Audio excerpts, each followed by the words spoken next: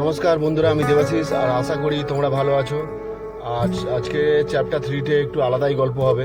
আগের ভিডিওতে আমরা বরন্তী লেক দেখেছিলাম, তো বরন্তী লেক থেকে বেরিয়ে এখন আমরা পরের ডেস্টিনেশন আমাদের গড়পঞ্চকোট। গড়পঞ্চকোট হচ্ছে কি পুরুলিয়ার একটা হেরিটেজ প্লেস, যেখানে পুরনো অনেক মন্দির আছে। চলো তোমাদেরকে ওখানে নিয়ে যাই। বহু বছর আগে এই গড়পঞ্চকোটে প্রচুর মন্দির ছিল, সেই মন্দিরগুলো আজ ধ্বংসস্তূপে পরিণত হয়েছে। এই একটাই মন্দির রয়েছে এখানে। তো এই মন্দিরটার কিন্তু অনেক পপুলারিটি আছে, কারণ এখানে অনেক বাংলা মুভির শুটিং, ওয়েব সিরিজের শুটিং হয়েছে।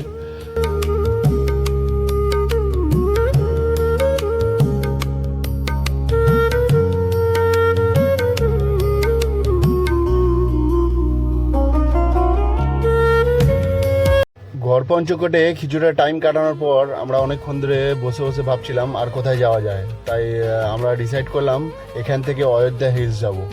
অযোধ্যা হিলসটা এখান থেকে দেখাচ্ছে 75 কিলোমিটার। তো আমরা দুজনে প্ল্যানিং করে আমরা বেরিয়ে পড়েছি অযোধ্যা হিলে যাওয়ার জন্য। অযোধ্যা হিল যাওয়ার রাস্তাটা, ও ভাই সাহ, কি রাস্তা পেয়েছি আমরা। ঘড়ির কাটায় এখন 1:37। তো আমরা অযোধ্যার দিকে যাচ্ছি সোজা। তো যেতে যেতে এই প্রাকৃতিক মনোরম দৃশ্যগুলো চোখে পড়ছে। রাস্তাটা তো আর মুখে আমি বলতে চাই না, একটু আপনারা ফিল করুন।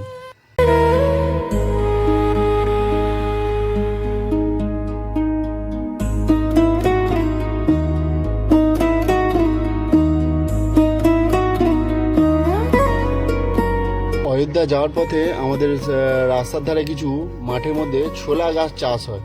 ওই কাঁচা ছোলা টেস্ট দিয়ে সত্যি সত্যি এত সুন্দর হয়, গাছ থেকে তোলা খাওয়ার পর সত্যি দারুণ লাগছিল। তো রত্না একজনের কাছ থেকে চেয়েছিল, দিয়েছে। তো 10টা টাকা দাম নিয়েছে। তো 10টা টাকা ফ্যাক্টর না, কিন্তু আলাদা টেস্ট ছোলাগুলো ছিল। রাস্তার এক পাশে বাঁদিকে পাহাড় আর আরেক পাশে পুরো ধুধু প্রান্তর মাঠ আর আখ গাছের চাষ করেছে।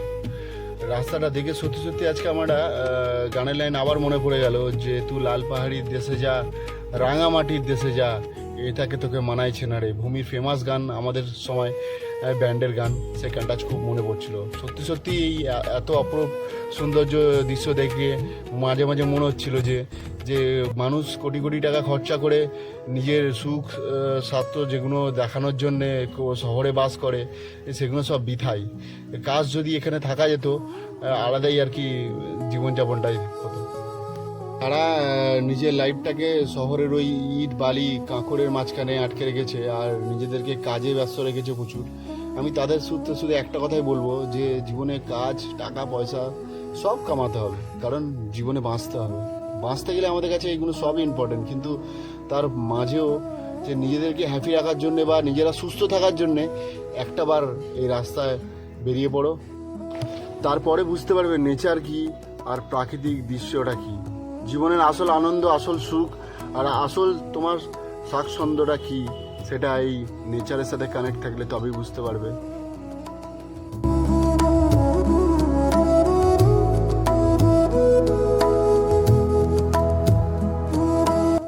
এখান থেকে আর মাত্র 25 থেকে 30 কিলোমিটার দূর দেখাচ্ছে আপার ড্যাম, লোয়ার ড্যাম। ওই যে দূরে পাহাড়টা দেখা যাচ্ছে, ওখানেই upper dam, lower dam, the hills যে পাহাড়টা বলা হয়, ওখানেই আছে।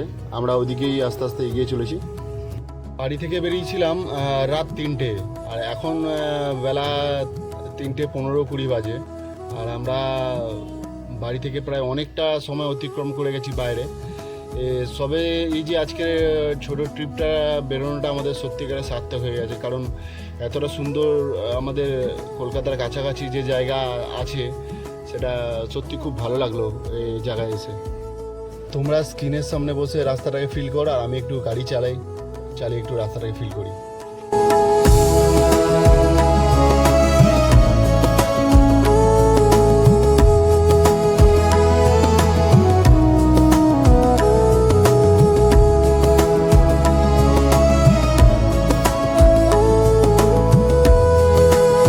পুরুলিয়ার মানুষদের যে শিল্পকলার ব্যাপারে আমরা অনেক ছোট থেকেই হয়তো জানি।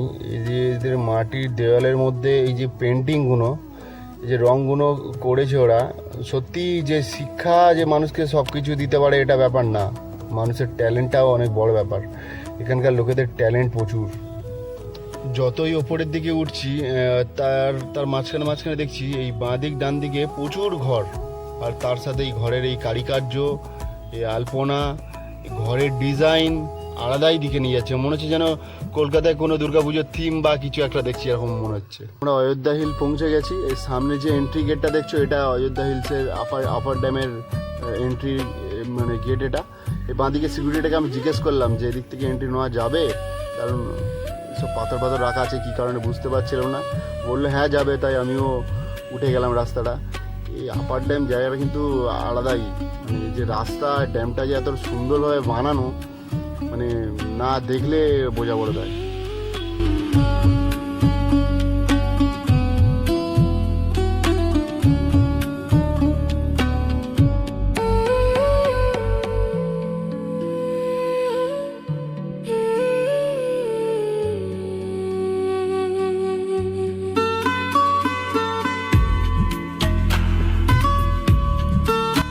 এই আপার ড্যামের উপরে প্রচুর লোক কিন্তু এসছে, কারণ আশেপাশে প্রচুর দোকানপাটও বসে, একটু মেলা মেলা টাইপের এখানটায় পরিবেশ আর কি। আর এখানে প্রচুর লোক আসে, রিলস বানায়, ভিডিও বানায়, অনেক বাইকাররাও প্রচুর এখানে আসে। এটা পুরুলিয়ার সব থেকে হাই হিলস জায়গার মধ্যে পড়ে। দেখতেই পাচ্ছ ড্যামটা উপর থেকে টোটাল জায়গাটাকে কীরকম লাগে। ওইটা হচ্ছে কি, ওই যে সামনে দুটো থাম্বা আছে, ওটাই ড্যাম আর কি। আর আমরা এখন পুরো একদম একটা ড্যামের ওপরে রাস্তা থেকেই যাচ্ছি।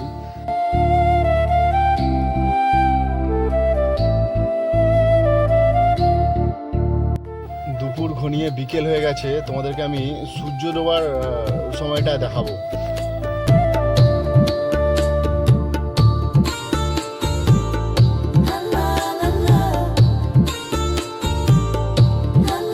আপার ড্যাম লোয়ার ড্যাম কমপ্লিট করে আমরা নিচের দিকে যে নামি।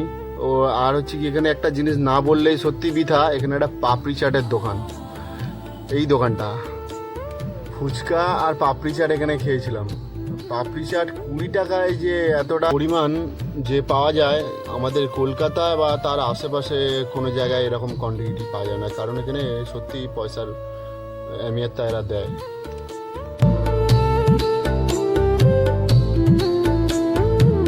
পাপড়িটা খাওয়ার পর আমরা ডিসাইড করলাম যে আমরা এখান থেকে যদি বাড়িতে ব্যাক করতে পারি, কিন্তু অনেকক্ষণ ধরে এই দোকানদারটার সাথে গল্প করছিলাম আমি, তো উনি একটা মেসেজ আমাকে দিল, যেটা সত্যি খুব ভালো লাগলো, যে লোকাল লোক হয়ে বাইরের লোককে অনেক হেল্প করে আসলে তারা।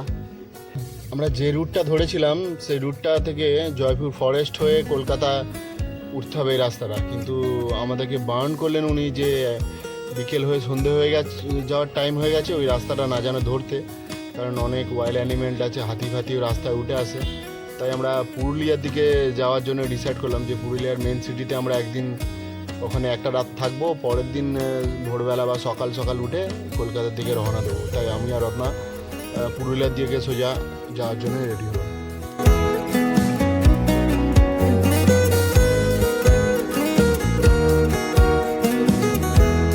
গুড মর্নিং বন্ধুরা। আমরা আগের দিন পুরুলিয়াতে আমরা একটা রাত কাটানোর পর আবার সকালে বেরিয়ে পড়েছি আমরা বাড়ির দিকে রওনাতে।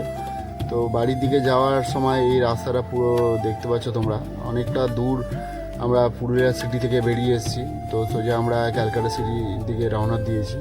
আজ এই রাস্তায় যেতে যেতে তোমাদেরকে সত্যিকারের আর একটা সুন্দর মুহূর্ত শেয়ার করব, যেটার জন্যে পুরুলিয়ায় আসা। মানে আমি বারংবার ইউটিউবে ভিডিওতে দেখে পুরুলিয়ায় যে আসার যে আগ্রহটা আমার বেড়ে ওঠে, যে জিনিসটা দেখার জন্যে, সেই জিনিসটা আজকের এই রাস্তায় যেতে যেতে তোমাকে আমরা দেখাবো। প্রচুর পরিমাণ এখানে দেখা যায় এই সিজনটাতে। তো এই সিজনটাই বেসিক্যালি রাইড করার কারণটাই আমার এটাই।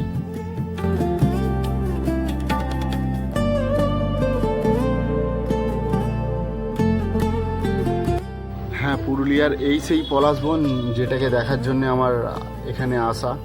যে জায়গাটা অনেক খোঁজাখুঁজির পর যাওয়ার সময় আমাদের রাস্তায় পড়ে এই জায়গাটা।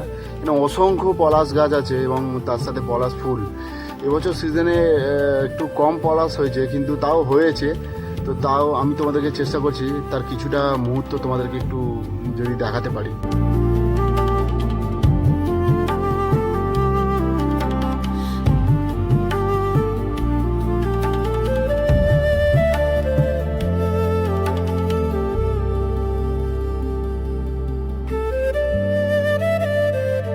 স্বপ্নের মতো লাগলেও এটাই সত্যি, এটাই বাস্তব যে নেচারের আগে কেউ নেই। চারিদিকে এত পলাশ ঝাড় আর পলাশ ফুল হয়ে আছে, আর মাটিতে বিছিয়ে আছে, মনে হচ্ছে যেন অরেঞ্জ কালারের আবির কেউ ছড়িয়ে গেছে, এত চারিদিকে ফুল পড়ে আছে। আর এই জঙ্গলটার ভেতর আমি আর এসেছি, আর দেখছি ডান দিকে একজনের বাড়ি, আর বাড়িতে যে লোকটা ঢুকছেন উনি হঠাৎ করে ঢুকে আবার বাড়িতে ব্যাক করে আছে যে আমরা কারা জিজ্ঞেস করার জন্য। তাই লোকটার সাথে কিছুক্ষণ কথা বলছিলাম, আর লোকটাকে জিজ্ঞেস করছিলাম যে এবার কি ফুলটা কি একটু কম হয়েছে। উনি বললেন যে অন্য অন্য বাড়ির থেকে এবার একটু কম হয়েছে ফুল, তাও হয়েছিল, হবে একটু, এখন কুড়ি আছে, কিছুদিন পর নাকি আরও ফুটবে।